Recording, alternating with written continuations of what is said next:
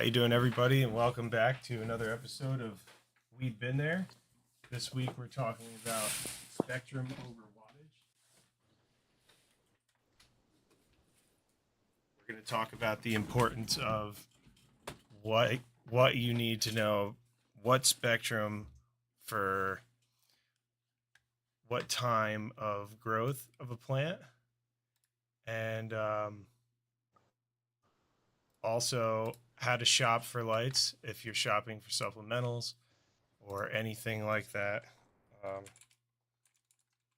Whether that's a veg or a flower supplemental light. As always, my name is Rick, and I'm from Uncle Rick's Genetics. And we have Matt here, who is blurry and frozen. Am I frozen?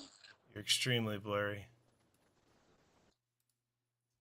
I don't feel frozen. Well, you're very blurry. You know you're still sharing your screen. Yeah, I see you. You know you're still... But you know you're still sharing your screen. With you. Yeah. I know what I'm doing. For the podcast? No. No, we do this every week, same way. You're just very blurry, probably because you're flipping through filters. I don't know if you're on your Wi-Fi or not. I'm done flipping through filters. I am on my Wi-Fi. You're very blurry.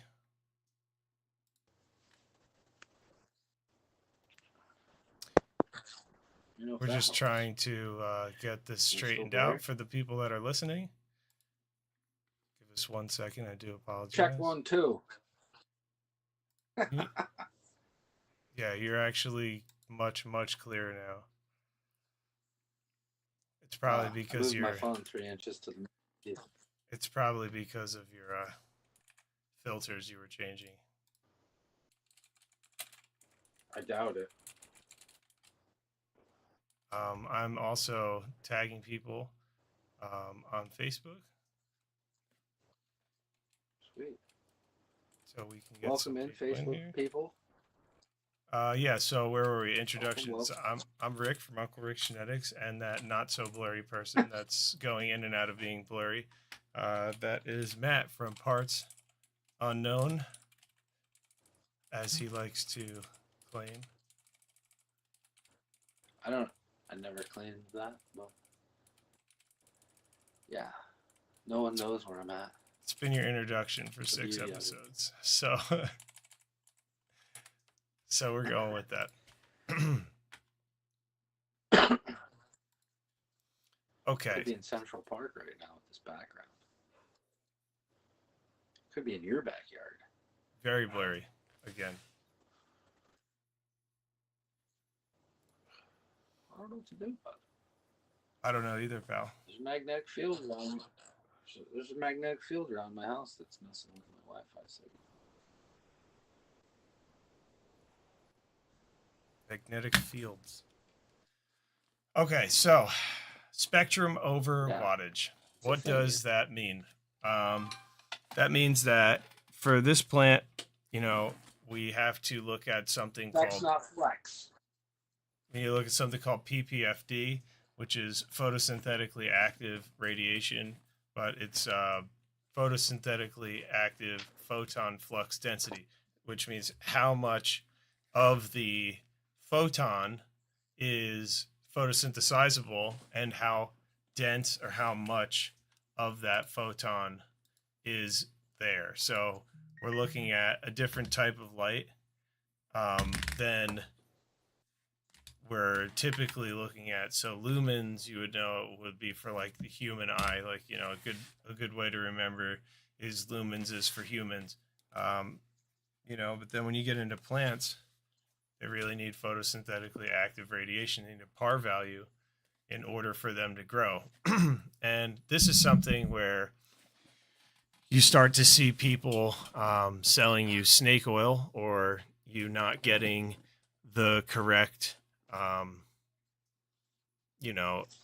light that you're paying for. So you buy a cheaper light or something that seems more economical, and realistically, it's not outputting the correct spectrum or the correct type of photon array that would be optimal for growing plants. Matt, you have some experience in running through lights. Do you have anything to add to that? Sure. Don't always believe an off-brand company's par map. First and foremost, because they're not always 100% even close to accurate.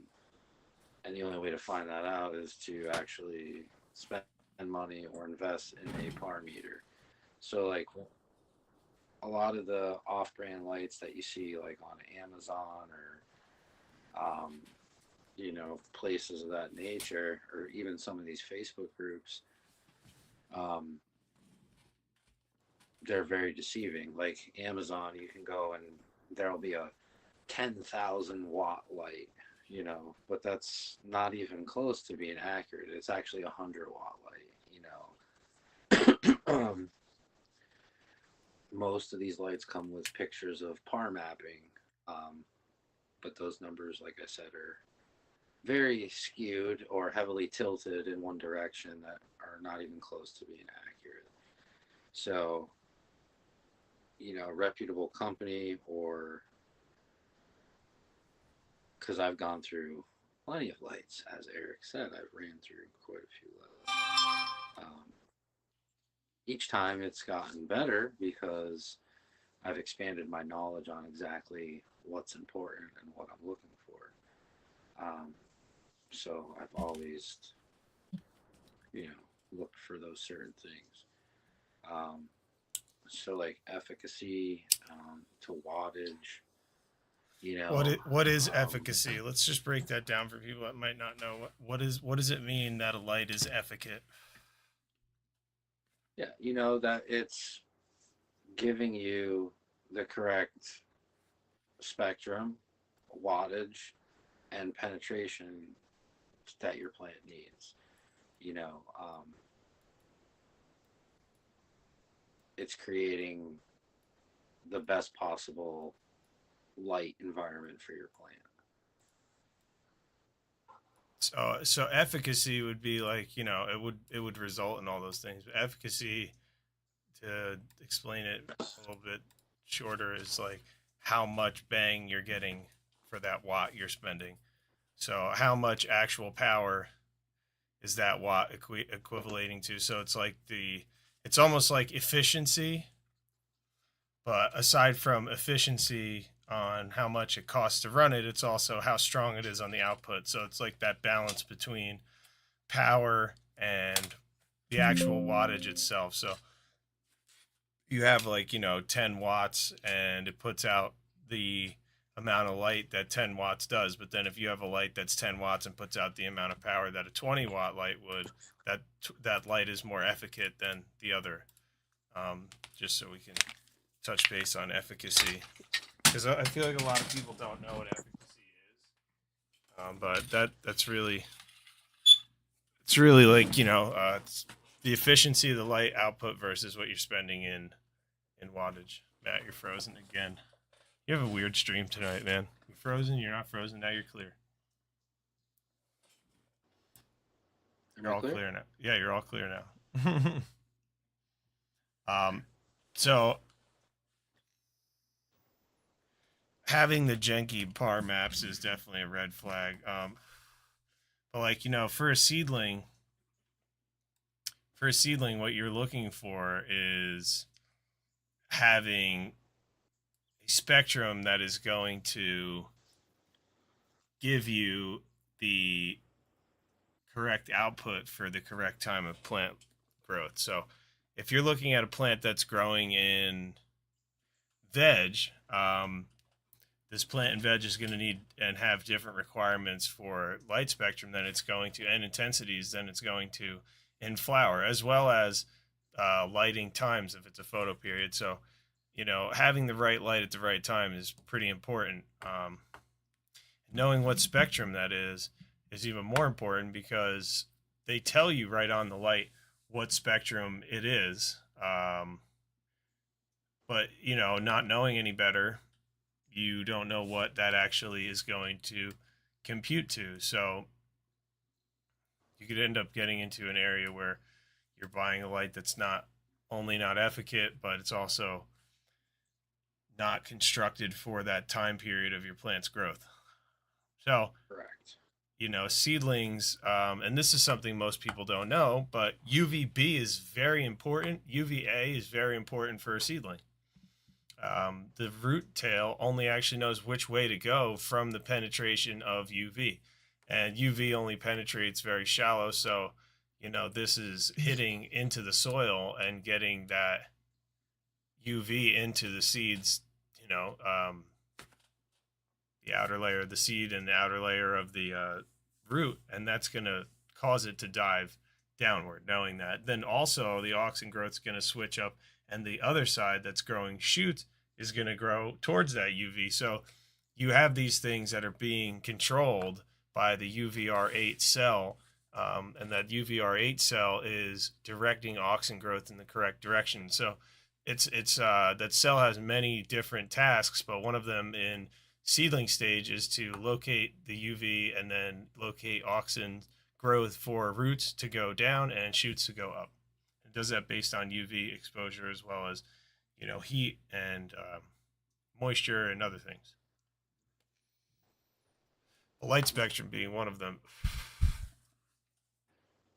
I learned something today. Hmm? I said I learned something today. I mean, I know about UV light, but I didn't know about the actual scientific term for the specific cell. Right. So the UV is going to hit that plant, and then that's the only cell that's going to really know what to do with that light spectrum. So when you're growing a plant and you want to maximize root growth, you would use UVB in a very low spectrum. That very low nanometer spectrum is going to cause what's called phototropic root bending, and it's going to actually make the roots, instead of go down, they're going to turn on angles and go on a 30-degree, actually root out whatever container that it's in. And this is something that gardeners, and not gardeners, but farmers have developed UV filters for their outdoor crops, and they will pull these big filters over to filter everything with UV, and they can fight hypoxia with that, which is they can fight like droughts, not droughts, when it floods and there's way too much water. They can put these filters over, and that will cause phototropic root bending. It'll make these plants branch out and get out of this hypoxia, state where they're suffocating in water. So moving into cannabis, that's something you can absolutely use if you have that supplemental light, or a light that is a T5 or T8 fluorescent. That's really good for seedlings because it has UV and 6000K. Sky blue, that's another one that seedlings and vegetating plants really love. That color is what they search for outside. Predominantly what the male will look for and grow towards. So if anything's bigger than it, that it's going to try to find that 6800. This is why males get so large. If anything's in their way, they grow around it. Cool whites, right? Your cool whites are the 600K. 6800 is like sky blue. Yeah, but the name of the fluorescent bulb is cool white because the more yellow one is called warm white.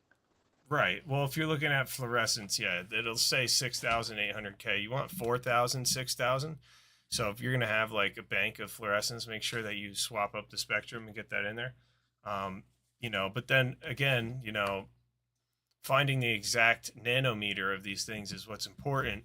And when you go off of PAR and PPFD, it's no longer in Kelvin. So 6000 is really just a color reference, when in PAR it goes, if you're searching in this wavelength of visible, non-visible light, it's going to be in nanometers of wavelength. So realistically, that's like 495 nanometers is sky blue, and it is almost impossible to find on lights that are for growing plants because people don't use it. It's quite expensive. It's rare to find, and it's a color you won't see. It's on our lights, but like I said, it's not common for people to use that. I haven't seen it on any grow lights.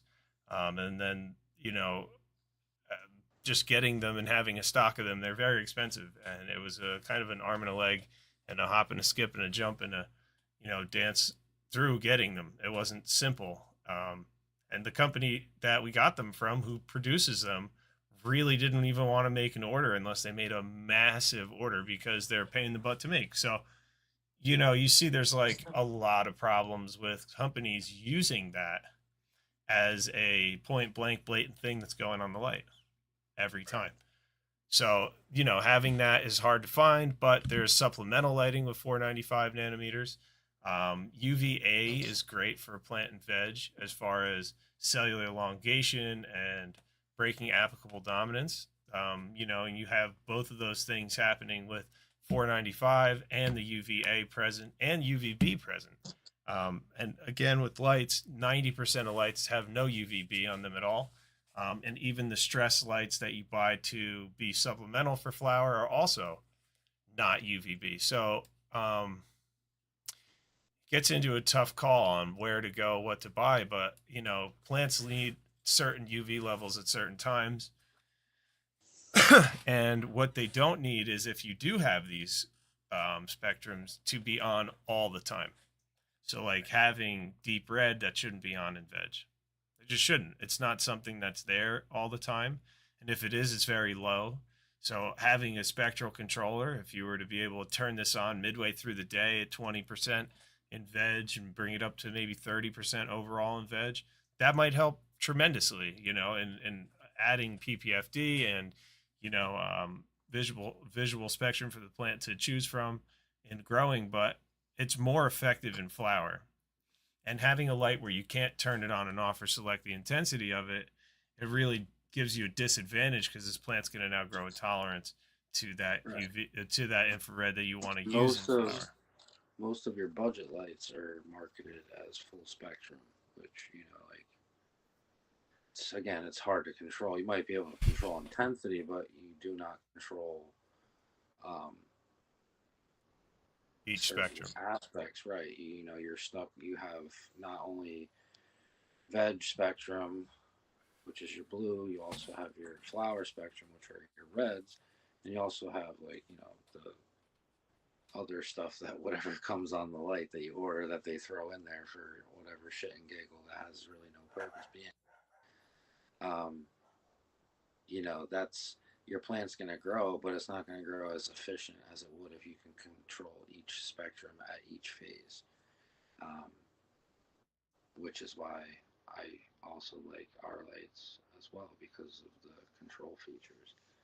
You know exactly what par, you know exactly what wavelength of light you're giving to your plant at exactly what time. Um, so control is huge, and like now we're kind of piggybacking off last week's episode with Having controlling your control. right. So like will they play into each other? So you're gonna see your plant perform way better when you control exactly what it's supposed to have and eliminate what it's not supposed to have. Because having extra spectrums that don't belong there, as your plant's trying to benefit from the ones it needs, is being hindered slightly by the other spectrums. So, it's kind of like a tug of war with the plant.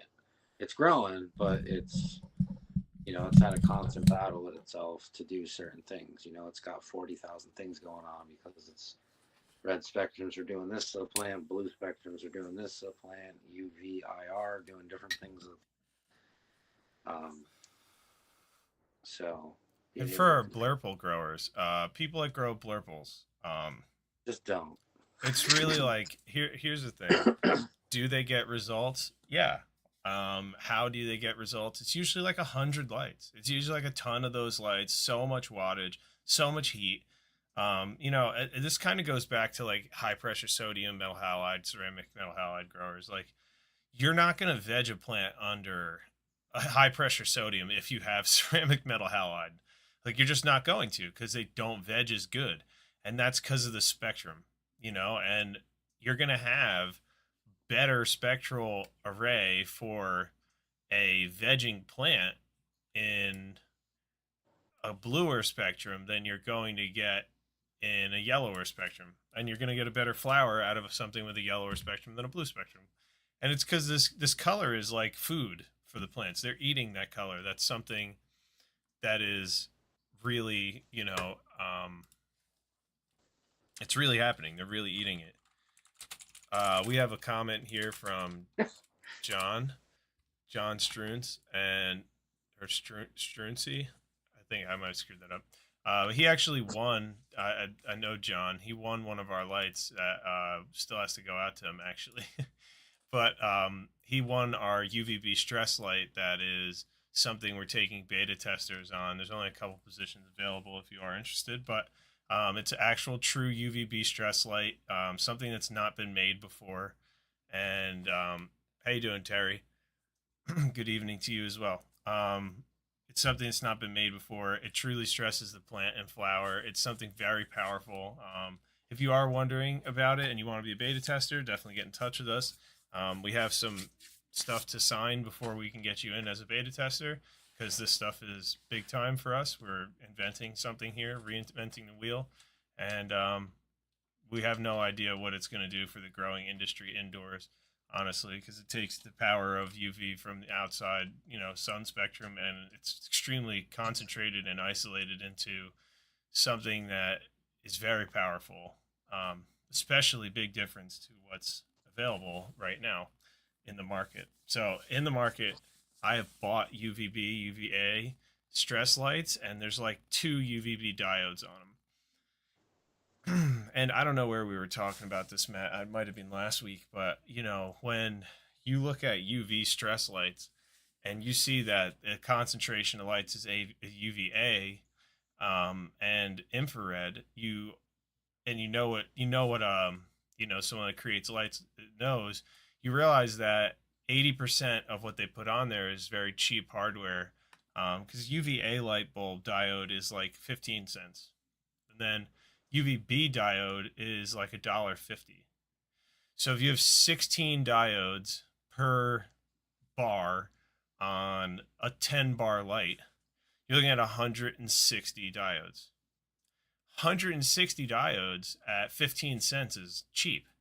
This is why they put UVA on there. But when you go to UVB, it could sometimes double the light price completely. So you're talking 160 diodes at $1.50.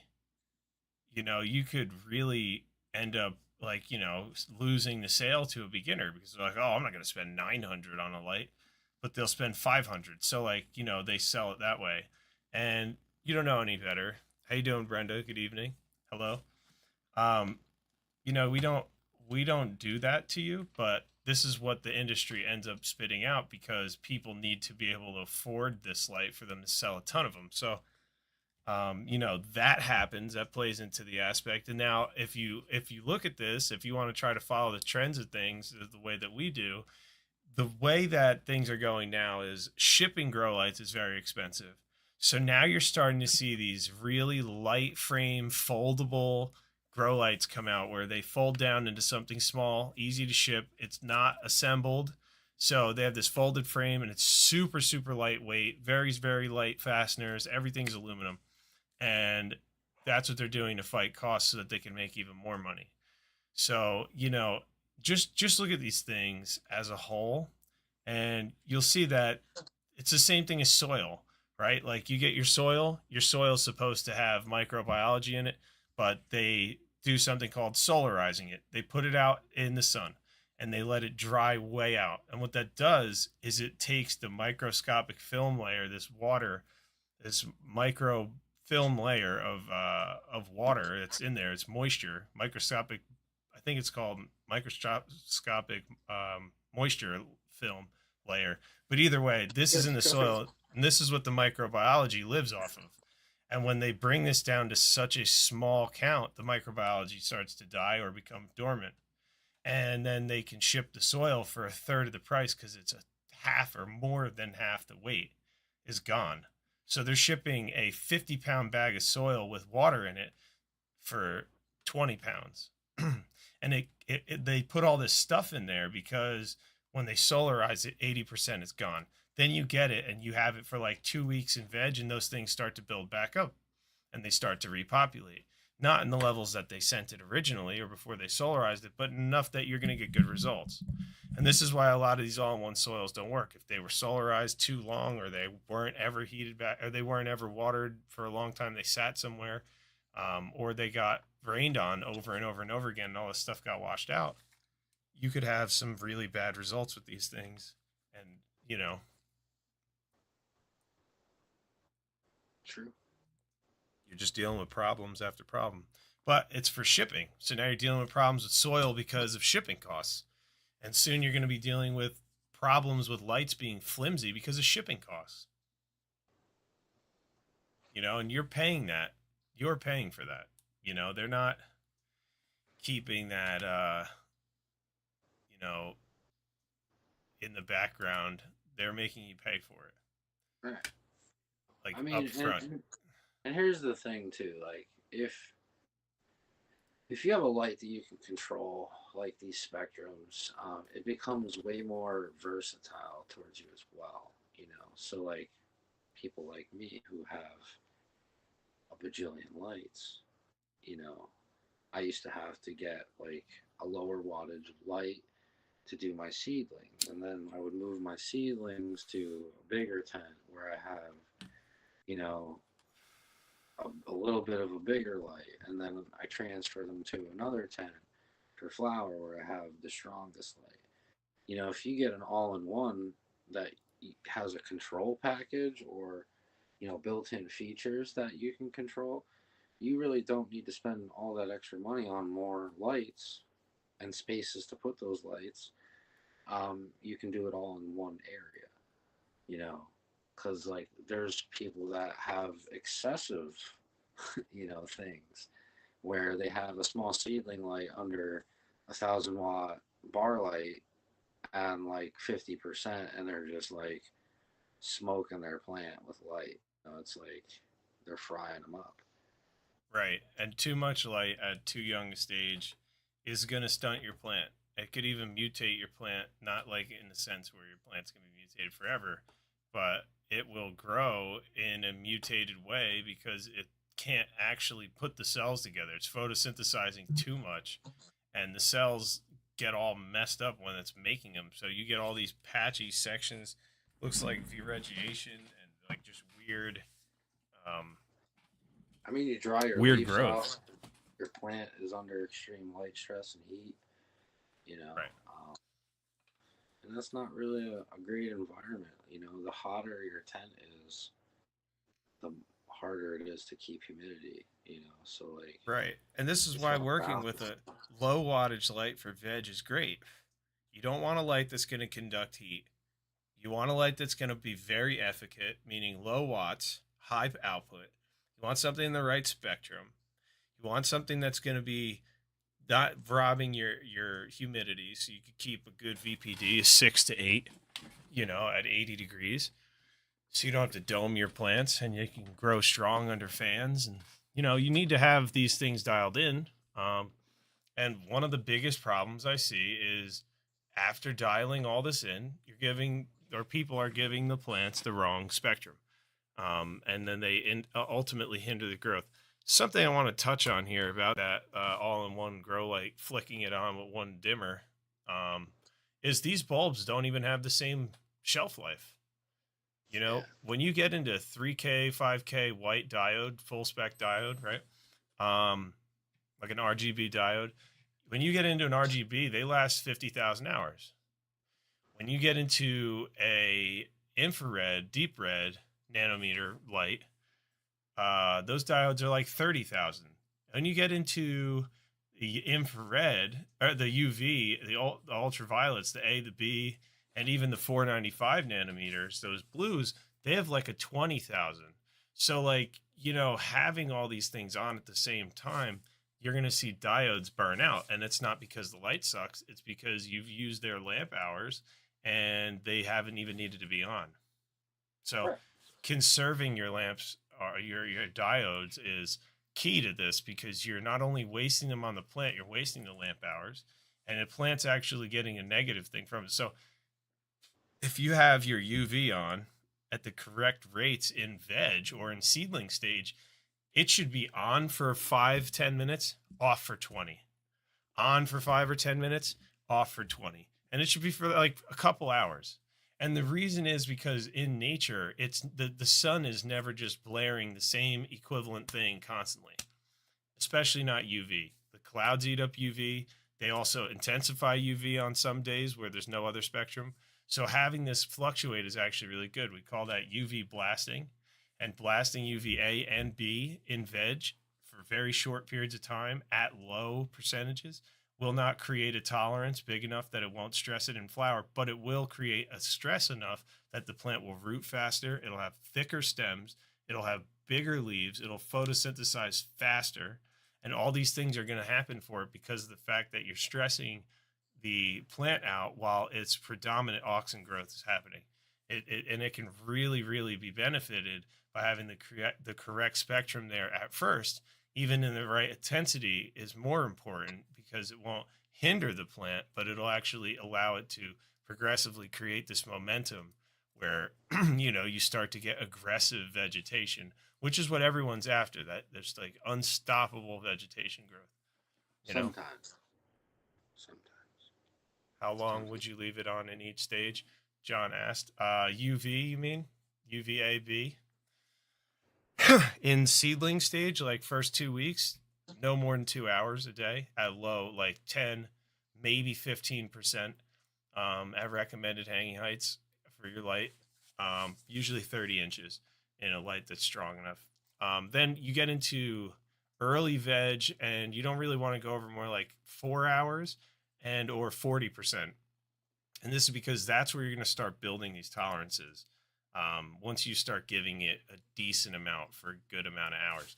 And then when you get into flower, you're going to be, if you were going to be following the blasting, you're going to blast it like, for 20 minutes on, 10 minutes off for the whole day. And after you get into week 5, 6, 7, that's where you're going to start to see close to 100%. But you're going to be increasing this 10% a week. And this is what this does, is it doesn't allow the plant to create a tolerance to it, but it actually has to make it fight it harder every day. And that's something that you want in flower when it comes to UVB protection. The plant is going to be growing trichomes to protect the buds from UVB. So they are absorbing this UVB as it's going at the plant. So this is the stress factor that creates more trichomes, and it creates more flavonoids and more terpenes. So these things all happen because of a stress factor. Same thing with the Emerson effect, having 630 or 80 nanometers to 730 to 60 nanometers or 780 nanometers. Having those combinations do different things, but they give you what's called the red drop effect. And that's when you have literally every other spectrum gone, and the PAR drops way down, but they only have this red color left. And that's what Emerson actually he noticed, was it's called the red drop effect. And if you look at the PAR map, when the sun's going down, it's great, it's great, it's great, and then it just drops, but it's got this little red bump, boom, at the end.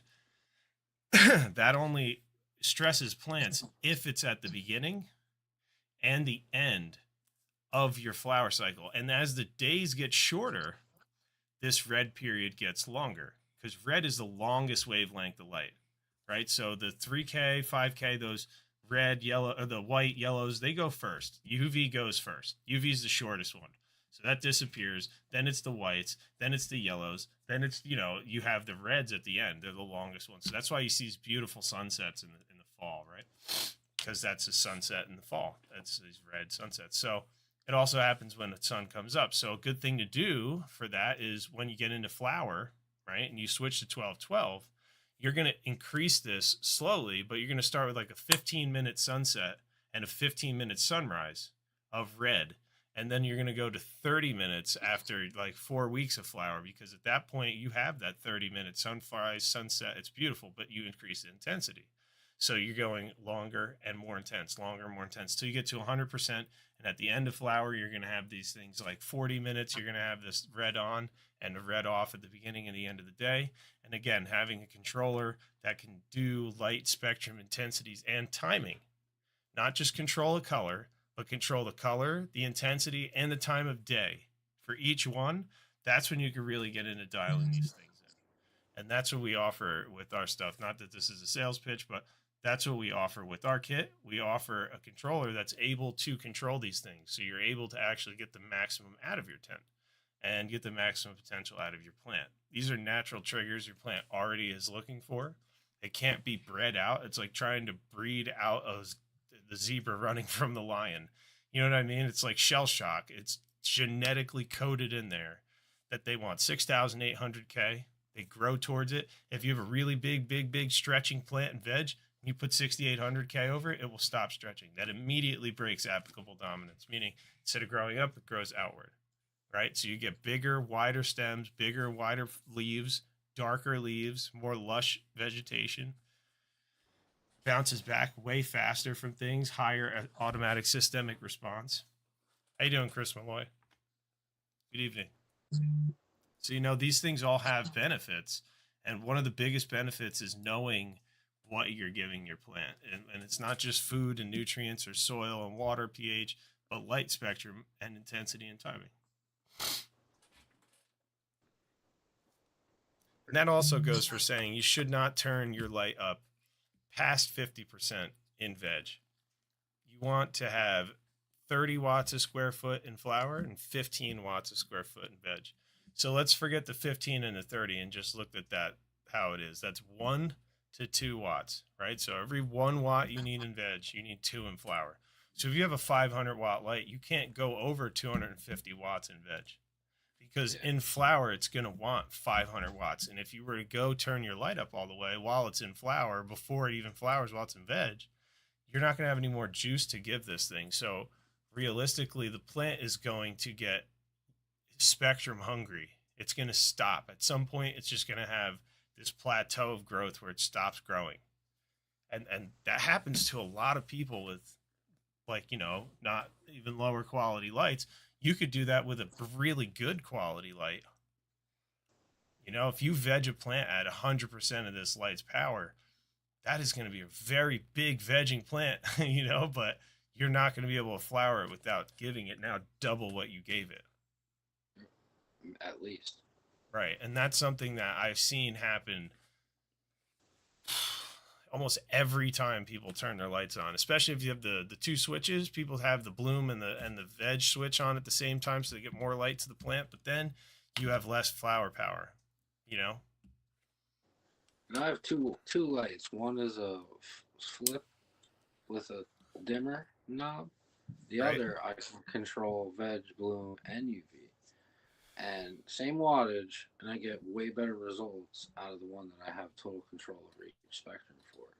Right. Well, you're isolating what that plant. Right. Exactly. Right. That's what I'm saying. Like I get what it needs and take away what it doesn't. And I see.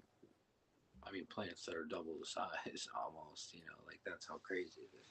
Right. Now, being that you have those 3 spectral controls with dimmers, it's great, but you don't have time to be there clicking that on and off and turn, what I mean, throughout the day. So as well as having it, it's great.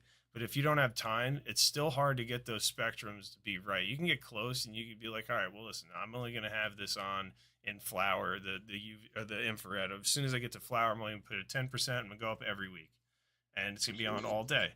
It's not like it's going to kill it, but I guarantee you're going to have better results if you click that on when you go into flower versus having it on the whole time. You'll actually see something happen from it. Totally agree. Totally agree. Now, another thing I want to touch on for buying lights. Are you looking for a cheap light? What do you look for? One of the biggest things you want to look for in a cheap light is you want to make sure that it's has certified Osram red diodes. They're the #1 company for infrared. They've made every infrared diode for every RCA remote you've ever seen in your life. If you've turned an RCA TV on, you've used an Osram infrared LED. They are the kings, and there's no need for anyone to use anyone else, and that's why they're on everything. So make sure that it's certified. They will have a literal, like, if you wanted to contact the company themselves and ask them for the certification, they have it to provide to you. And they're proud to do it. That's one. Two, if you don't want Samsung, you don't have to go to Bridge Flux. Philips is not the way to go, personally. I think that people are sleeping on this because they don't know, but Sinan Epistar makes a really good, cheap, it's a Chinese version of the Samsung um, diodes. They're about 5% less efficacy and about 40% cheaper in cost. Now, does that mean everyone's using these cheap diodes? No, because 40% cheaper than Samsung means that it's still 60% more expensive than the cheapest guys. So, like, it's still an expensive diode in the sense of filling 2,000 of them up on the light. So, is it a cheaper way to go? Yes. Is it going to kill your efficacy? No. So it's actually a great bang for buck, but not knowing that is the importance here. If you knew it, you could go and be like, oh, this has Sinan Epistar lights on it and Osram reds, and it's got two spectrums to control that, and it's got, no UV. That's fine. You could always get a separate UV light bar and control that on your own. But, when shopping for a cheap light, make sure it has reputable cheap parts. I know that might sound stupid, but Honda's a cheap car, right? But it's reputable. So this is where you get into that. Like, I don't care how cheap Hondas have been forever, my whole life. Hondas are not a car that's easily stolen everywhere, but a Kia is. So much so that insurance won't even cover a Kia or Hyundai in certain places for theft. You know what I mean? So this is what I mean when I say make sure that you're buying a, reputable cheap company part. Someone that just made it cheap to make it cheap, not made it cheap because they're trying to make the cheapest product they can to make money. Sinan Epistar is not bad. Osram, you're going to pay what you pay for them. They're not really cheap or expensive. They're just, Epistar has infrared, but I wouldn't bother even buying it. Samsung has infrared. I believe it's the LM350, LM352 V2s. Pretty sure that's the infrared or the deep red. They're like over $5 a diode, some of them. But the efficacy is insane. It's 3.4 umoles per joule, where a normal one is like 1.7. So you definitely get what you pay for. But again, then you're going to need, a bigger driver so that they run less hot. You need better PCB board to run a bigger chip like that that can handle the heat. And you're going to pay for that. I think the only company I've seen besides us use those in custom lighting was Photonotech. But then you're at $2 a watt when you buy something like that. And it just gets absolutely expensive, try to stick to something around $1 to $1.50 a watt. I know that might sound nuts, but over 1,000 watts, 50 cents a watt is a lot. It's a lot of money to waste. Yes, it is. It is. It's very expensive for no reason. Not going to name the company that I'm talking about, but they sell a 650 watt light for around $1,200. And it does not come with UV on it. It does not come with controllable spectrums. And it only has infrared or deep red, one of the two. And then if you want a supplemental UV light for this light that plugs directly in and hangs off the centers, they sell it for flour and only give you UVA. Yeah. Right. So again, as we were talking, UVA is not really, it does stress in flour, but not like UVB. So to sell it as a flour stressor is almost snake oil, in my opinion. I don't think that should be a real thing. But, you wouldn't want to pay for it in the sense of how much money they're trying to make on it on top. So if you took that same light that, UV stress light, let's say, is $200, and you added another $110 to it because now it has the correct diodes, are you going to pay $350 for that light? Probably not. Probably not. No. So they'll sell a lot more, $150 cheaper with half the results. And then next year they'll sell it with 5 UVB lights on it instead of 2. And you'll be like, wow, this one's so much better than the last version. And then in 3 years more, they'll sell it with 10 UVs. And then like 20 years, it'll be all UVB. And everybody will be doing something like that. And it'll be the norm. And you know what I mean? That's like, and something else will be out. UVB plus will be out or something. That's why like it goes back all the way to the beginning too, to buying the right equipment from the jump too, because you don't want to keep upgrading. And you see a lot of these big name companies, and one's an arachnid. I'm not gonna name drop, but look at their lights. They're all the same lights, just Right.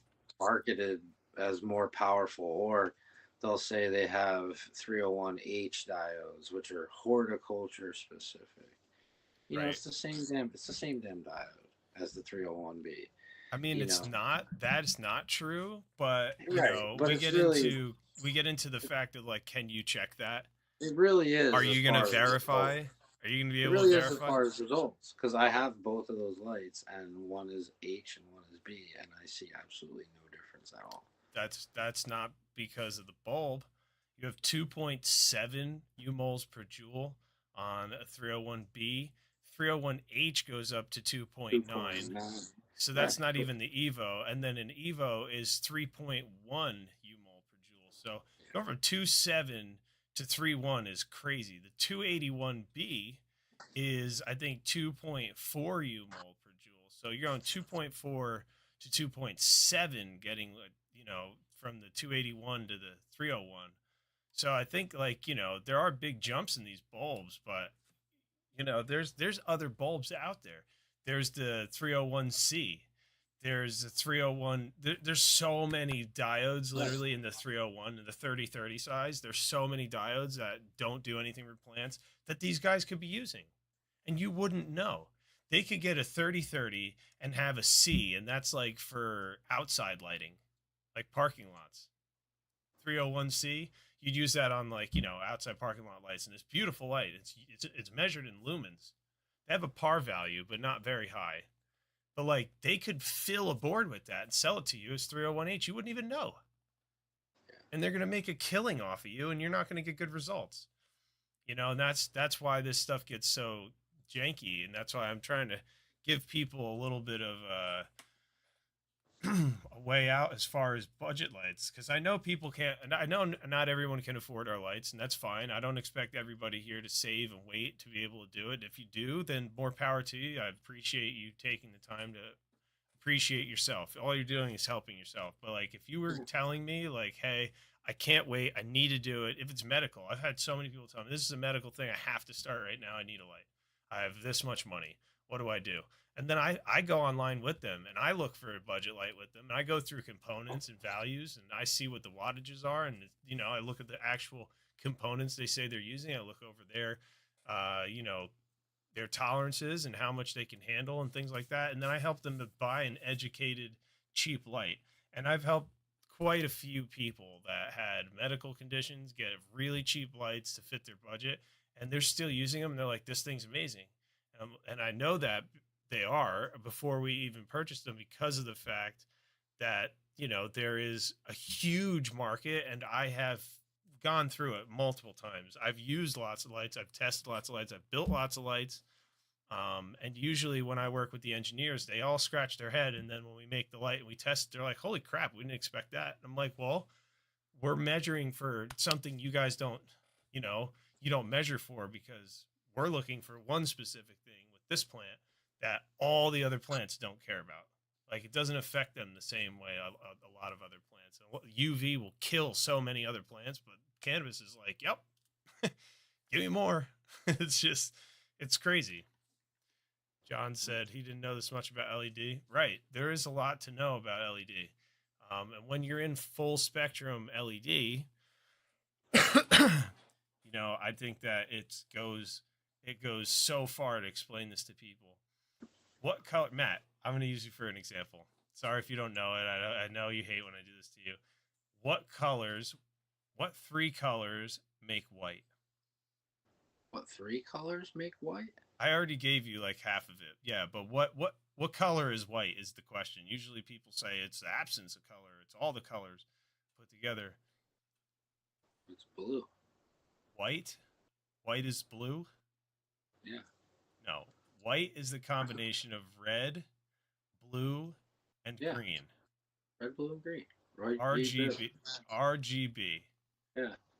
Right. So when you look at a white colored diode, that diode has three color emitters underneath a lens, and when they all converge in the lens, white comes out.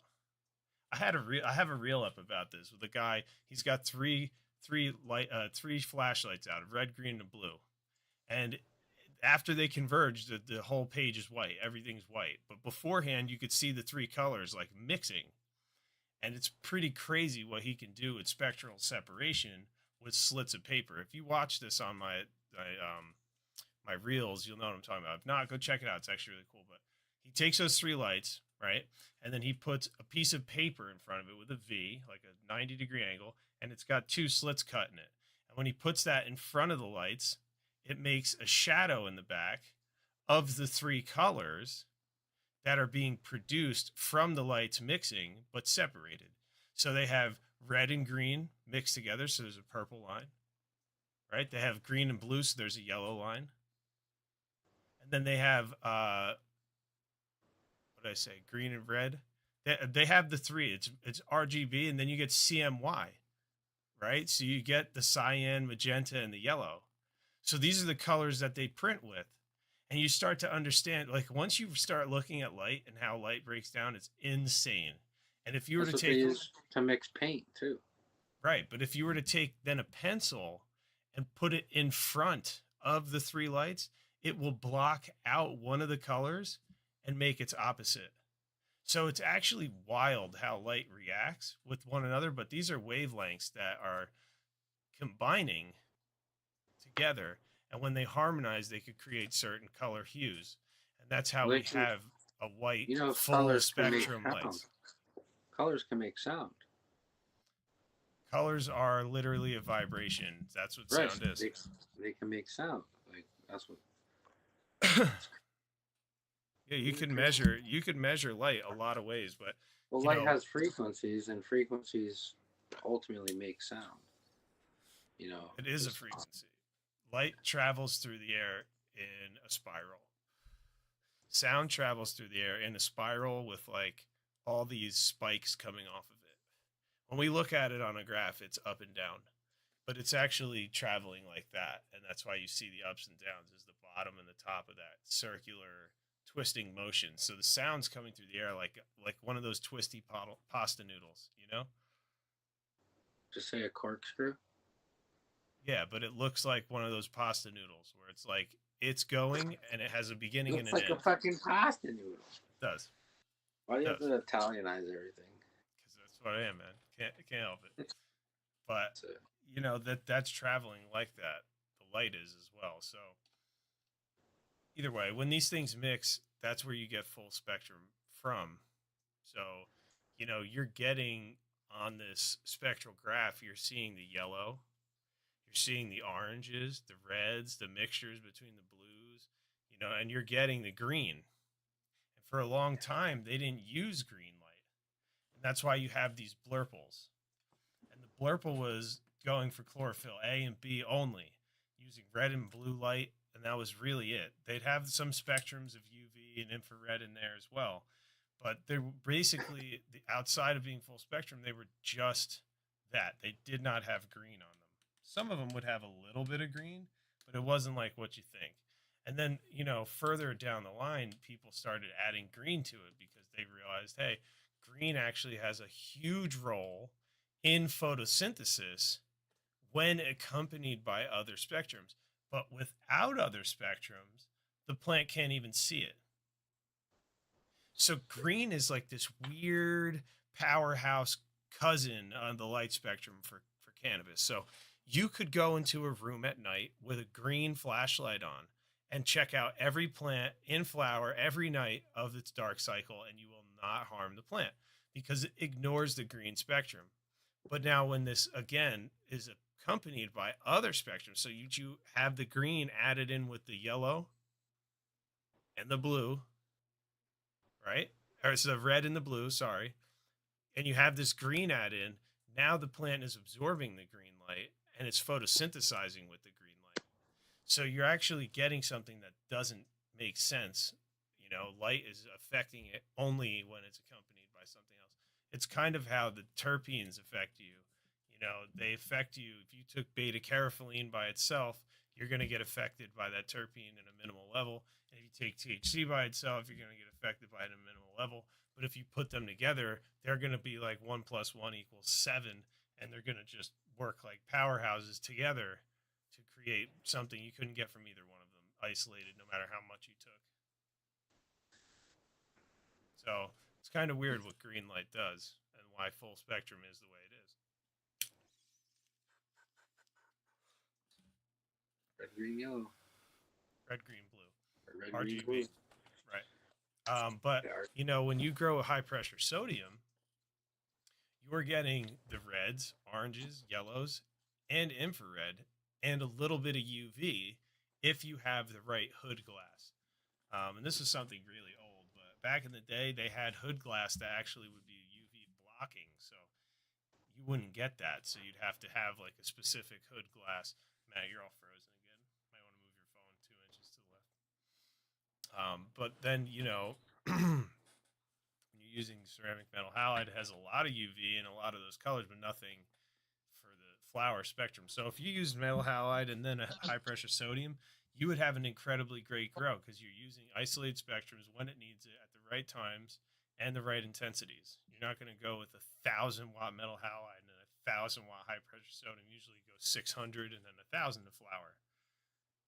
I don't know what that is, but it's just squares. Sweet. There you go. So, again, having the right spectrum is extremely beneficial to your plant. You know, whites are not good in seedling stage.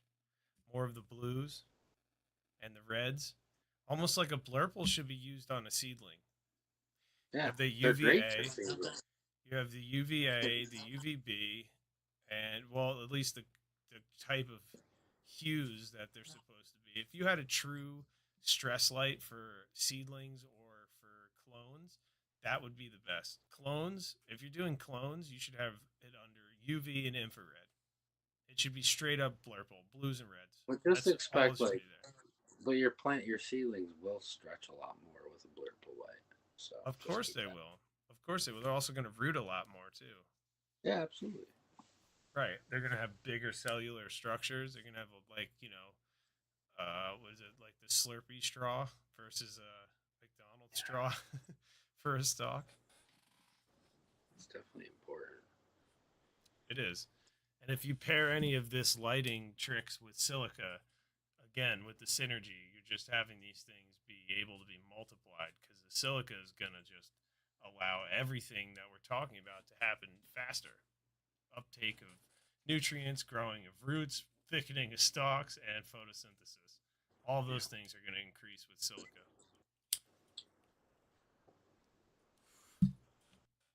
It's a crazy bag of donuts. Why is that funny? I don't know. I did not expect you to say that. I'm pretty stoned right now. Yeah? I lit the blunt again, and I was like, let me put this down. No. Smoke that motherfucker, man. Come on. Get it out. I'm going to pack another bowl. You got to do some closing costs. Does anybody have closing costs? Closing questions. Oh, my goodness. My brain is all over the place fried. Does anybody have any questions in the chat? We'll take some questions if you have any. Cheers, dude. Cheers. Cheers. If you're watching, smoke them if you got them. Smoke What might be a Oh, baby, baby, baby. I gotta start some more plants here soon. Yeah. Never ends, yeah. Ask me what I'm growing, I couldn't tell you. What are you growing? I couldn't tell you. Had to ask, dude. I don't know, man. I want to grow something different. I don't know. I'll see what I got over there.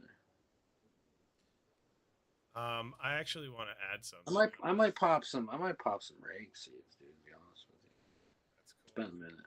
It's been a minute since I wasted soil and time. I like that. And yeah, you I know. like the sound of that. So I want to add something to the lighting aspect of this conversation, just a touch What back. do you? What would you like to add, Eric?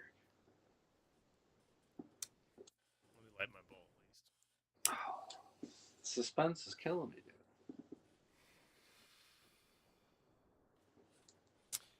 Having leaf temperature dialed in Thermal radiation. has to do right. We've talked extensively about this, and it actually, and you know, honestly, Matt, you went from when you didn't know this to knowing this. Did that help you in your grow? Absolutely not. No. No, it did. You ass. Well, it's something that really could change the way you grow. So when you have high pressure sodium and metal halide, and ceramic metal halide, actually a big difference from metal halide to ceramic because of the heat. You have thermal radiation indexes, which means how far heat is being thrown from literally the diode itself or the bulb itself, the conductor, the thing that's creating this energy, right? You also have something called an air temperature and a leaf temperature. And all three of these things are different. Your radiation from your light, your thermal radiation, meaning your heat radiating from your light, is going to affect leaf temperature. Leaf temperature affects the stomata. Stomata opens to take in CO2. And your plant is in flower, you definitely need a high temperature in your tent. This is like mid 80s to keep that leaf temperature around 82 so that the stomatas could be open and always available to uptake any available CO2, especially if you flood. If you flood, controlling these heats is great. You can actually do this with a controller like ours. You could have 1 hour at the end of the day where the heat goes way up in your tent and you flood it with, CO2 for an hour, and then you cut it off and it cools down and it goes off during the night. Or you could do this during the day. People like to give their plants CO2 because it's supplemental, or in the light it helps it to photosynthesize more and uptake more light. Whether that happens now or later, your plant uptaking CO2 is important for that aspect. So, flooding or constant, it will do. Flooding will do more, but they'll still both work. Um, and you want to be able to have a good leaf temperature and good thermal radiation. So, if you have high pressure sodium, thermal radiation could be 5 feet. It could radiate heat 5 feet away from it. So your tent floor could be like 77 degrees, and your plant light is at 6 foot. You know what I mean?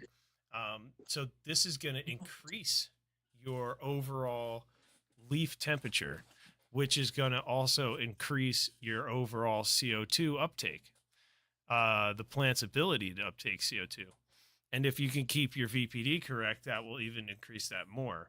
But on the side of lighting, when you have an LED, your thermal radiation index is way lower. So this thing is going to radiate heat at a much lower scale, maybe 12 to 15 inches, depending on the capacity of diodes in the light and the wattage of the light itself. And I don't mean the driver. I mean the actual heat coming off these diodes. So this is where you get into understanding why people did not train, top, or scrog things in high pressure sodium grow tents, and then in the modern LED they have to. This is a crutch because of thermal radiation, and general heat indexes. So in high pressure sodium tents, you want to run 75 degrees in flower, 75 degrees, 55% humidity. And you won't get mold. You'll get optimal uptake, and you can run CO2, and it's great. You'll get big fat buds on the bottom and all that, as long as you prune and you're trimmed, and your buds can see the light. But now when you get into LED, you have other issues. And one of the main issues you have is thermal radiation. So your thermal radiation is going to be much lower. Your overall temperature needs to be much higher. So because you're not radiating temperatures onto the leaf temp to create a leaf temp going up, you're now going to use the ability to lower your fans and increase your your temps overall, 85 ambient air temp. That'll allow you to have 82 degrees on your leaf temp. And that's going to allow for optimal CO2 uptake. So, you're going your to need lights run to. super hot, you're gonna have stretch as well with your plant from the heat stress. Right. Well, that's why you want the VPD right. Super hot isn't a bad thing if the VPD is correct. But like super hot is like over 90 to me. But like in flower, you should be mid 80s. How you doing, Mike? You should do mid 80s in flower. 60s for the humidity. If you're LED, I don't think you should be trying to run these numbers HPS did, because they're doing things differently. They're thermally radiating heat where LED doesn't have that. So if you run 75, you only have about a foot of radiation for heat. This is where you're getting into having a light that's made to run 12 inches away from the canopy, and you're supposed to scrog it out, get one even canopy height, defoliate everything below that canopy height, and work on one thing, because it's not going to radiate heat worth you getting buds on the bottom of the plant. But if you ran the temp higher, it would do that, because it's not like the PPFD doesn't travel very far. It's the radiation of heat that doesn't travel very far. So if a bottom bud is getting 300 to 500 par, it could easily get to the size of a golf ball and be a well-earned, smokable, tricky, sticky, nasty bud that you want to just smoke any other bud. But if you have a low temps and no CO2 uptake, you're going to get all these little scragglers on the bottom that aren't worth your time at all. Yep. So popcorn nuggets. Right. So having these training methods are really like just people trying to battle thermal radiation and temperatures. So you might not even have to do that if you were to dial this in correctly in flower and know the limitations of your lights. This is true. What are you smoking on there, bud? Not sure. We mixed all the jars up again. Happens every week. I feel like me. I just dipped my hand in a bag. I don't even know. It was weed. I don't know. This is the big buds. This stuff's got big buds in it. I don't know. That's how I've identified it. Big bud. Big bud one. But have a good holiday weekend. I actually was just having a great one. What about yourself? I worked all the weekend. So. That sounds awesome, though. Yeah, I'm off tomorrow, though. So. Nice. Well, I hope you enjoy your day tomorrow. Yeah, probably just get some things done around the house. Maybe I'll pop those beans.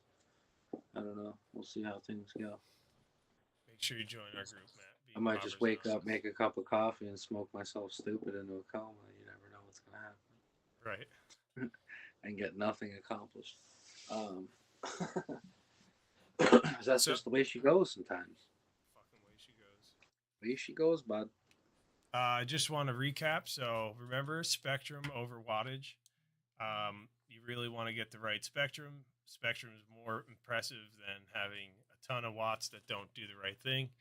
Another big keynote when shopping, lumens is for humans.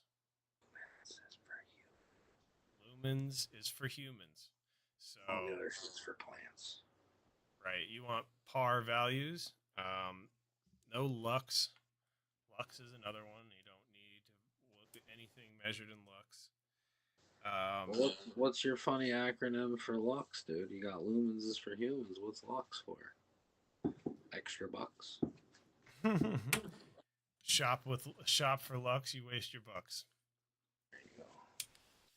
For Lux. If you're going for a cheap light, look for Osram and Sanan Epistar. And Inventronics drivers are great. Meanwhile, I've seen a lot of them just be junk. But, those are the things you want to look for when you're shopping for a light. Make sure that if you're buying a supplemental, if it's for veg, you want mostly predominantly UVA mixed with UVB. If it's for flower, you want it predominantly UVB mixed with UVA. And if you're going to be controlling your spectrums in veg and flower, make sure you use UVA and B at low percentages in seedling and veg stage, no more than 40%. And then you're going to use them up to 100% in flower, along with your Emerson effect lights at 660 to 80, or 630 to 680, and 730 to 780 nanometers. And you would intensify those for sunrise and sunset through flower. And for your clones, you want to do a blue-red spectrum. You do not want to use full spectrum, green, or white. This will encourage it to grow leaves and not roots. And ultimately, that plant could exhaust itself growing only vegetation and kill itself before it could even root. So this is why you don't want to expose clones to white light or full spectrum light. Even though people do it, doesn't mean the plant will die. But you're definitely making it fight itself and its own natural tendencies, where you could encourage it with the blue and the red, which would indeed fill the chlorophyll A and B box. It would check that, and it would check the UVR8 cell auxin direction with the UVB, and cellular elongation on the stem growth with the UVA. So use them. That was a great recap, correctly. by the way. Great recap. Thank you for the great recap, sir. Yeah, I'm here for support, dude, all day. Next week, Matt is choosing the topic. We don't know what it is yet, but stay tuned for that. Clue what it is yet. Haven't Stay even tuned given for it a lick of a thought, but I will. Well, we try to make these things go in order of you. Let's say you're listening to us and you're binging us, and then you're going to go out and try to do this. More power to you. We encourage we covered you. a lot of, Please covered hit us a lot up. of topics. But we like to try to cover these things in an order that you could watch this, take what we've told you, and apply it in an order. And we don't want you to go too far past things without knowing the intricacies. You could have fully grown your first or second grow and, then found this, and it could really help you, but we don't want to pass over certain places. Maybe we'll go with like, saying, we covered pretty much like the seedling phase. We covered veg. I mean, maybe we should start getting into like prepping for the transitional phase of going into flower. No, I think there's too much missing. We Too early? early? Yeah. Too soon? Yes. We still have transplanting and sexing plants that are males or females, reg plants. This is a family-friendly show, dude. This is not for kids. It's not safe for work. Golly, you're talking about making babies. Yeah, we got to talk about if Murder. you get a male, what do you do if you got extra space? If you bought a 2x2 with a minimal light and you're going to, we should call it try dad to or get dead. breeding. Dad or dead. We should call it You're Not the Father. Mark. Right? But there's a lot to cover. There's a lot to cover. And as a beginner, I think knowing all this information is helpful because even if it's too complex for you, you might say, hey, I'm going to stay away from that. You can't sex a plant until you get in a flower, so. No, I know that, but if you have regs, like, when do you do that? Like, this is what we need to talk about. You have regs, you don't waste your time growing them to 8 weeks until they start showing That's what signs. I'm saying. That's what you call prepping for flower. When and why and how. That would have to be part 1, 2, and 3 for autos, Well, photo fems, and photo regs. We can do that. We can talk about all of it. Well, stay tuned next week. We'll see what it happens to be. But Matt Topic is to be determined. Matt's picking the topic, and we're gonna, as always, obviously give you the best advice and let you know what it's like, because the topic of the show, or the name of the We've show, been is there. always, as always, is we've been there. So Been a long place. before you go on to uncharted territory, definitely check with us because we've been there. Thanks for stopping by, everybody. Yep. Make sure you follow us if you're not on Fireworks for Facebook. everyone. Make sure you're checking us out in the Poconos. I don't know how people do those hand hearts and shit. Around there, you're doing it. There you go. You just got to put all of them together. All your fingers. All of them like There that. you go. Hey, see it? Bing. Nope. Not, yeah, just like that. See the heart? Yeah, it's one of those. Yeah, one of them Johns. One of them. And we're really close to our 15,000 follower giveaway. So if you're not a follower, make sure you jump into our event and put a number in there and get in for the giveaway. There's 10 winners. One of them is going to be a photon grow light, and we're really, really excited to get there. I think we're about 500 short of 15,000 followers, and that's just another opportunity. It's an opportunity for us to just give back to the community, and we love doing it. So definitely like, share, and follow this post as well. And we'll see you next week. We need to get a button like all those other YouTubers, like smash the like. Smash it. Yeah, that's coming soon. We're working through. I feel looking harassed. I'm like, well, what if I don't want to smash the like button, dude? What if I just want to tap it one time? Drop kick this subscription bill. Break your phone. Nice. All right, everybody. Thanks for stopping by. Yeah, and enjoy the rest of your weekend. I hope everybody has a long or extra long weekend. I think I'm working. Matt, as always, has the fireworks going. If you're listening to this, make sure you stop by on YouTube and check us out, and you can watch it live. Well, you could watch it live, but you could watch the ones you already heard because they're streamed. Everybody loves kitties. Oh, is this the cats one? Oh, goodness. Kitties and fireworks. Yeah, definitely come and watch the live stream after. Matt always has something stupid going on in his background. All right. Have a good night, everybody. Later.